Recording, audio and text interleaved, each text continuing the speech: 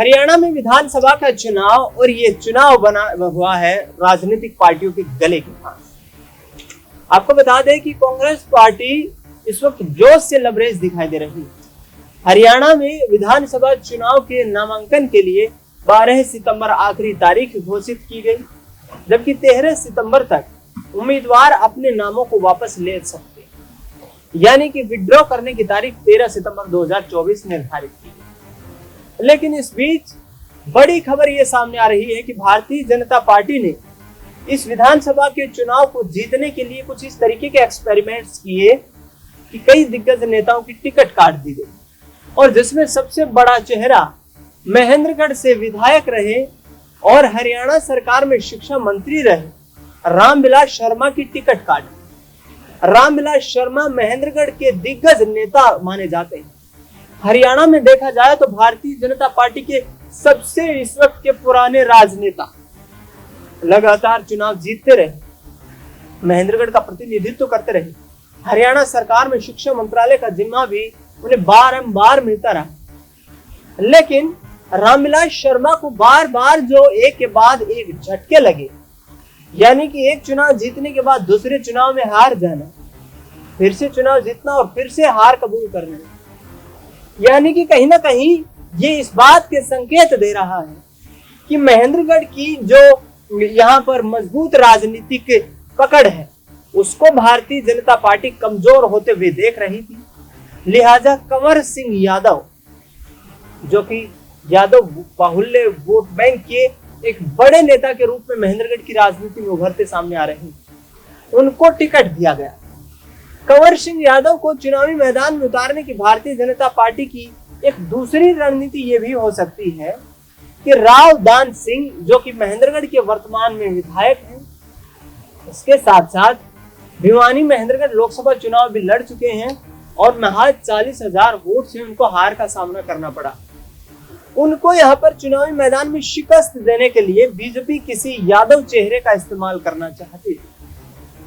कंवर सिंह यादव पिछले करीब 10 सालों से सक्रिय रूप से बीजेपी के कार्यकर्ता हैं और लगातार वो चुनाव लड़ने के लिए तमाम कोशिशें भी करते हुए नजर आ रहे थे। इस बार बीजेपी संगठन ने उन पर विश्वास जताया। ऐसे में रामविलास शर्मा, जिन्होंने टिकट का ऐलान होने से पहले ही भाजपा के उम्मीदवार के रूप में नामांकन दाखिल कर दिया था, उन्होंने चुनाव न लड़ने का फैसला किया। कार्यकर्ताओं की मीटिंग बुलाई और उस कार्यकर्ताओं की मीटिंग में कुछ ऐसे कार्यकर्ता भी मौजूद थे जो रामविलास शर्मा के चुनाव न लड़ने के फैसले के खिलाफ थे, लेकिन उन्होंने कार्यकर्ताओं को यहाँ पर समझाया और चुनाव न लड़ने का ऐलान कर दिया। ऐसे में महेंद्रगढ़ की राजनीति काफी दिलचस्प हो चुकी, क्योंकि महेंद्रगढ़ दक्षिणी छोर पर हरियाणा की राजनीति में दिखाई देता है और राजस्थान से 3 ओर से सीमाएं घिरी हुई, लेकिन महेंद्रगढ़ उस वक्त का जिला है हरियाणा की राजनीति में जब भारत देश आजाद हुआ था। जॉइंट पंजाब में महेंद्रगढ़ जिला बना हुआ था और उस वक्त से आज तक हरियाणा की राजनीति में एक विशेष स्थान रखता है।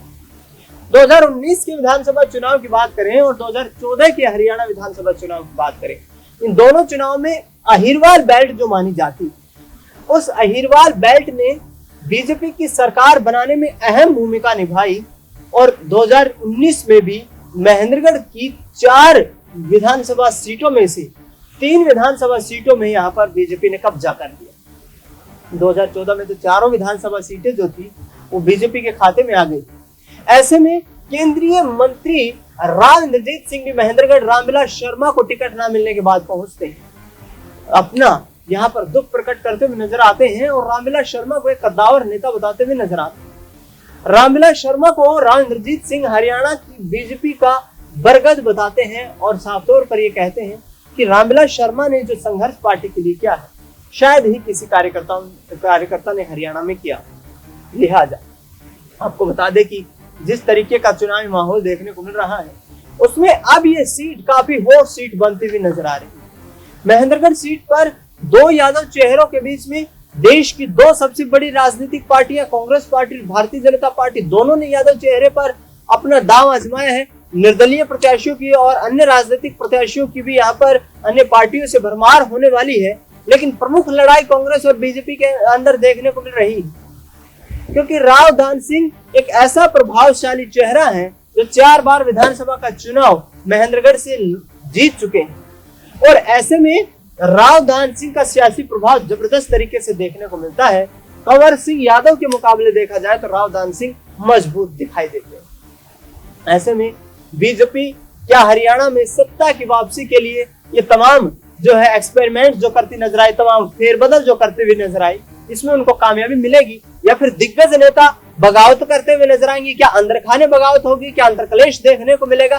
क्योंकि रामविलास शर्मा ने चुनाव न लड़ने का फैसला लेकर ये संकेत तो निश्चित तौर पर दे दिए हैं कि हरियाणा की राजनीति में उनकी सियासी पकड़ जो है वो काफी अच्छी है और बीजेपी ने जो टिकट उनका काटा है उससे भारतीय जनता पार्टी का नुकसान होने वाला है। आपको बता दें कि बीजेपी इस वक्त जिस तरीके के फैसले ले रही है, हमने देखा कि जिस तरीके से रतिया विधानसभा सीट से विधायक रहे लक्ष्मण नापा का टिकट काटा गया, उसके साथ साथ यहाँ पर बाडड़ा से विधायक रहे सुखविंदर मांडी का टिकट काटा गया।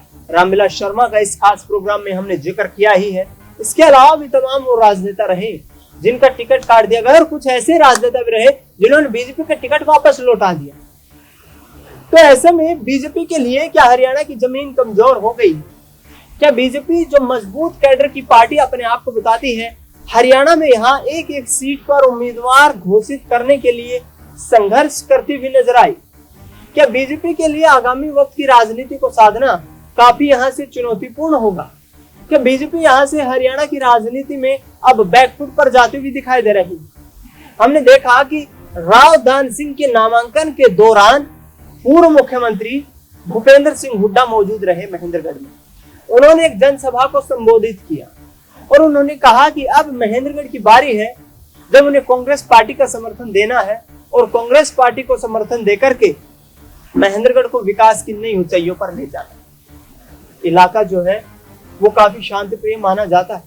इसके साथ साथ राजस्थान की सीमा से सटे होने के चलते जल संकट भी देखने को मिलता है और तमाम यहाँ पर जो योजनाएं मनोहर लाल खट्टर की सरकार के द्वारा चलाई गई उनसे कुछ लोग खफा नजर आ रहे हैं, कुछ लोग उन योजनाओं से यहाँ पर संतुष्ट नजर आ रहे हैं। लेकिन इलाके में जिस तरीके से रामविलास शर्मा को झटका लगा है उसके बाद कहीं ना कहीं कांग्रेस पार्टी की बाँछें खिली हुई।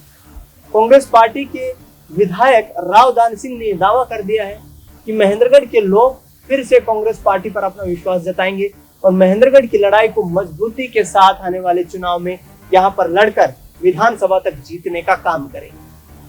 इसके साथ साथ डिप्टी चीफ मिनिस्टर की बात तक कहते हुए राव दान सिंह नजर आए हैं कि यदि इस बार कांग्रेस पार्टी की सरकार बनती है तो दूसरे नंबर का दर्जा हरियाणा की राजनीति में महेंद्रगढ़ को मिलेगा।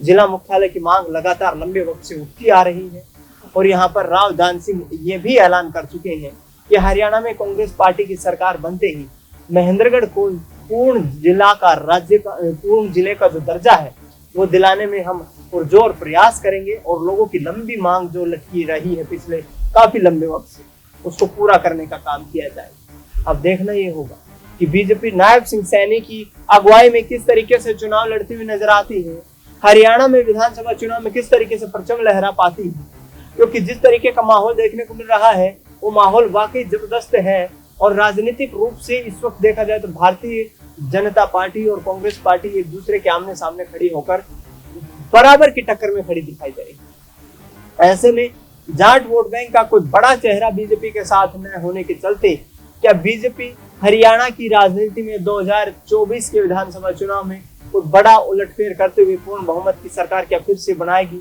क्या किंग मेकर की भूमिका में दुष्यंत सिंह चौटाला और अभय सिंह चौटाला जैसे राजनीति के खिलाड़ी दिखाई देंगे या फिर कांग्रेस पार्टी एक तरफा माहौल बनाते हुए हरियाणा विधानसभा चुनाव में पूर्ण बहुमत की सरकार बनाने में कामयाब होगी? भूपेंद्र सिंह हुड्डा, कुमारी शैलजा सुरजेवाला की तरफ से जो दावे किए जा रहे हैं उनसे देखकर यही प्रतीत होता है कि आगामी वक्त की राजनीति को साधने के लिए कांग्रेस पार्टी कोई भी यहाँ से चांस नहीं लेना चाहती।